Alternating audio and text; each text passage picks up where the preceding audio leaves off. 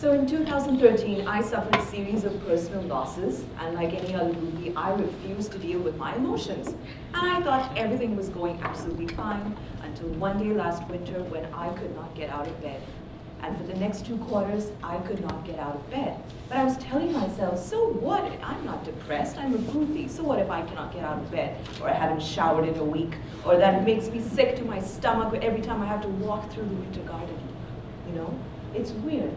But we are in an environment here at Booth where we have come to make the most of our opportunities, and therefore in such a competitive space, it is very difficult for us to open ourselves up to vulnerability. But this is exactly what I had to deal with when I was diagnosed with depression last year. Now, because you guys like data, essentially at every point in your life, you are going to come across people with mental illness. They are going to be people that you work with, people in your families, people that you marry. And so, you overachiever you've got to pay attention to what I'm saying, because you are going to minimize the symptoms of your illness because you are working so hard and you're not paying attention to what your body is telling you.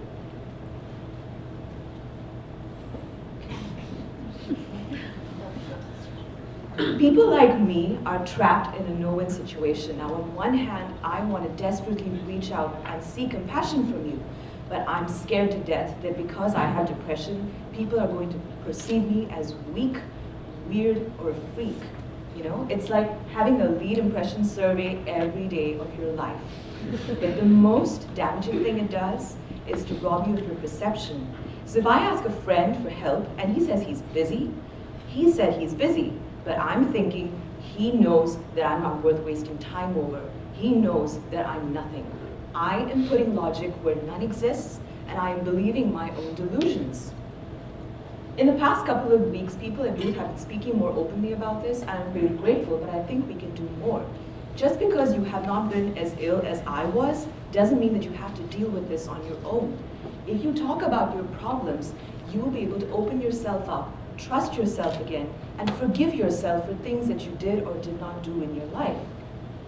We have been blessed to have had leaders in our past who, despite their mental illness, did not let it define them, and they've gone to do wonderful things in history. We live in a much better world where there's more awareness and people can actually speak out about it.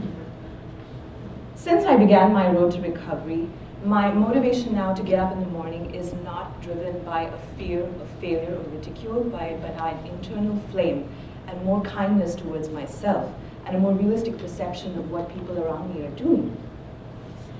People with proper treatment can develop amazing powers of empathy. Do you know what empathy is for leadership? It's like finding gold. Empathetic leaders are amazing at building relationships and organizations. So we are valuable. Now, how do you help someone who's depressed? The only thing I'm going to say is, don't play the therapist. You will not do this for the same reason that you will not try to fix your friend's fracture by a spatula and duct tape. You know, that just doesn't work. I know you love yoga and you want me to try it, but here's a better idea. Take me with you. Don't tell me about it. At least I'll shower for you. True story. If you speak up against taboos, you will break and change and make a new movement. Now, I don't know if you can see this painting, but it's a very cozy, comfortable picture.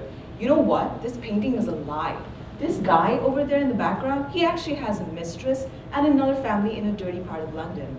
When artists finally started showing things as they really were, they were criticized. But that's how we got our modern art movement. We got Picasso, we got Van Gogh, we got Cézanne. Do you see what happens when you break a taboo? This is an amazing change, and you guys as business leaders are in an amazing position to do this. I am blessed to have had great friends at Booth who have treated me like family, and if you're worried that you're going to be judged for having these problems, learn from me. When I told my friends, it's true I lost a few, but that pales in comparison to the number of friends that I've gained since then, and I'm much stronger. Now, I hate to think that there are people out there who are still suffering, and I know because I've spoken to students and faculty about this before I came here. And so this presentation is for you guys. If you're feeling trapped and you need to reach out, please do. We have lots of resources here at Booth, and I am proof that in spite of an illness, I'm thriving at Booth. And you can do very good things in your life, and you deserve happiness. Even if it means you're a douchebag admitting, it still means you need happiness.